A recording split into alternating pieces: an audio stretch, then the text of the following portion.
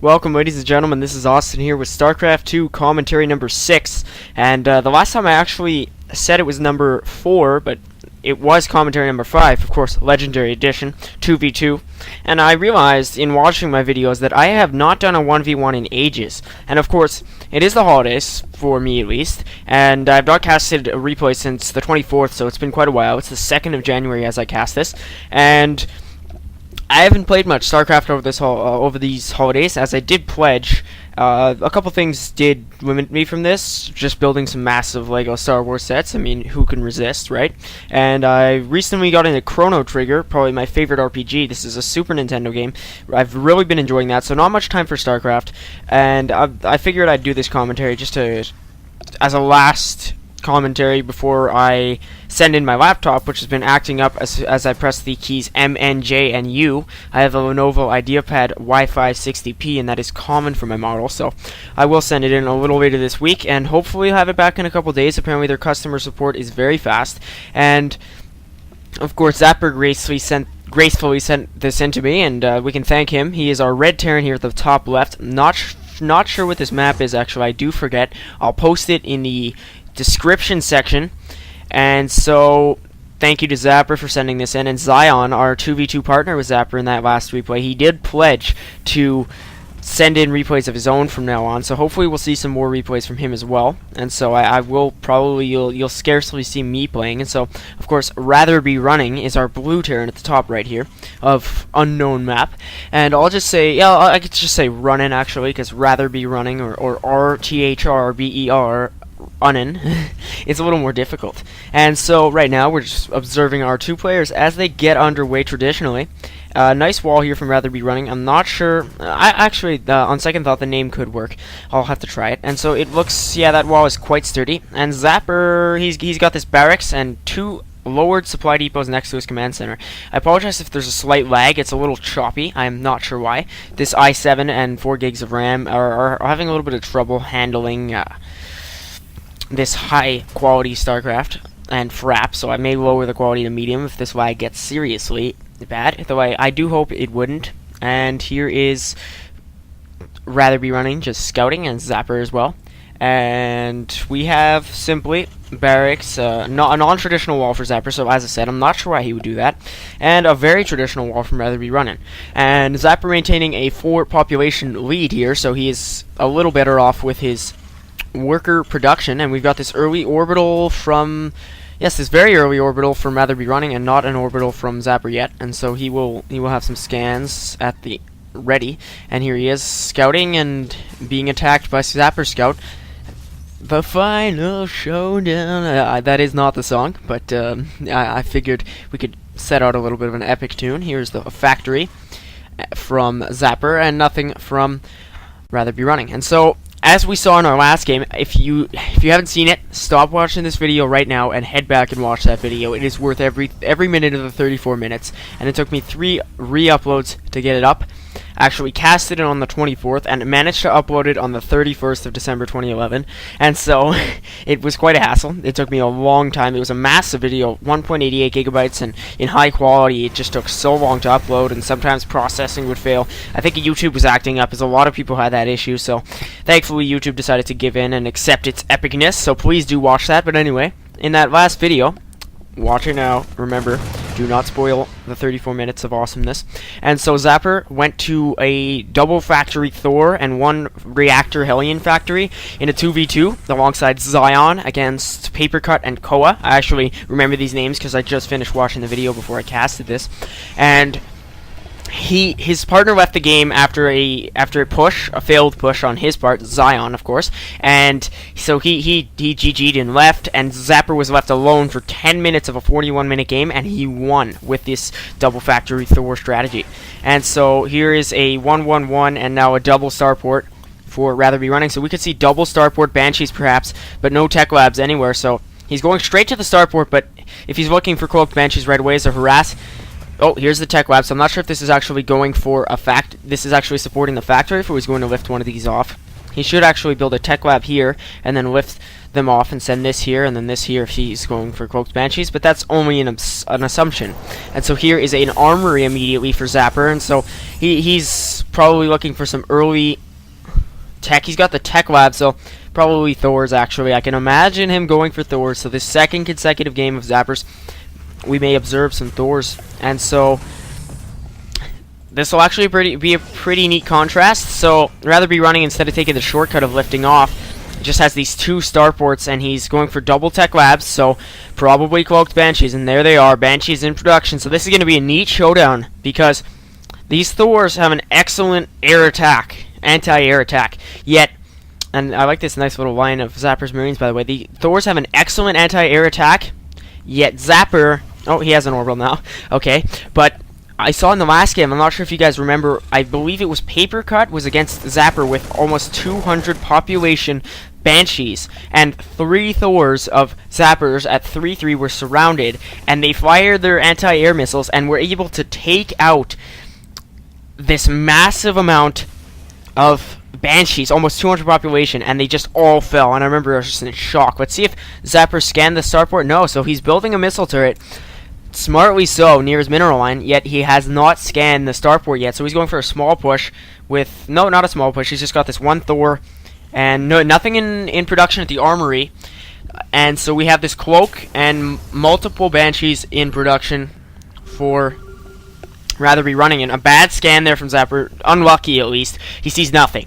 So, these cloaked Banshees will be a surprise. He goes in now for the push, and completely misses the SCV. The SCV is picked off by the Thor, and now here we go. These Banshees will be helpless against the Thor, and so Rthrberunnin is able to save one of them. They are revealed, however, to Zapper, and so now these 2 Banshees going to get to work on the one Thor. 3 now. They will chase it down. It will probably fall, but no, it's able to land the scan. He picks off one of them, so quite a trade. I mean, Banshees are worth less, I do believe, than Thors. Let us see, 150, 100, and Thors are obviously more expensive. Yes, 300, 200. So that is a pretty big loss. So it was not economical, as Zapper would have had to have killed 2 Banshees to even it out. And here are missile turrets desperately in production now. One of them just about to finish. Bad timing here for Rthrberunnin's push. He's able to hit this armory though, so bad placing of the missile turrets. He's got 3 of them now, Banshees just outranging this armory. This will cut off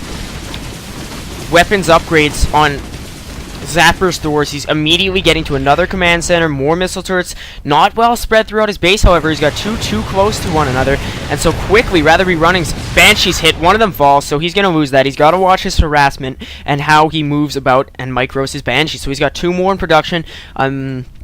He's only got 2 on the field, and so Zapper's looking quite good, but both players are not producing too much. So here's a siege tank from Rthrberunnin to deal with those Thors, and as we saw in the last game, I believe it was on Paper Cut's part, towards the end, after he stopped getting Banshees because of the devastation exacted by Zapper's Thors, he immediately resorted to siege tanks, and although his team did lose, so as I said, you should have watched the game before you heard this, although Koa and Paper Cut's team did lose, the siege tanks were quite a good counter to the Thors. I'm not sure if they are, if that's an official recognized counter, but we will have to confirm on a different occasion. And so siege tech in production now. So siege tech will probably devastate some of the Thors from a long range if these cloaked Banshees can just get some vision. And just a small army for Rthrberunnin. He has yet to repair this supply depot, and Zapper just, his base blossoming, and yet his army is not that impressive either. He's got siege tank in production himself, and now finally rebuilding his armory, and he has a smartly placed missile turret near it. And so here we have command center in production for Rthrberunnin, and an engineering bay I saw somewhere. No, that's for Zapper. My apologies. So he has an engineering bay and an armory, so these upgrades will give him quite the advantage. He's got vehicle weapons level 1, and nothing from Rthrberunnin. So, as actually, Zapper's Thors in the last game, or I apologize for this excess of references to the last game, but they were 3-3, which made such a difference. And let us look at this population, 62 to 39. I'm not sure what the difference maker is, just the macro skill, I suppose, of Zapper. Let us look. He's got 7 things in production, now 6 things, tech, units, etc. in production. Rthrberunnin has 4, so that's simple, not simple.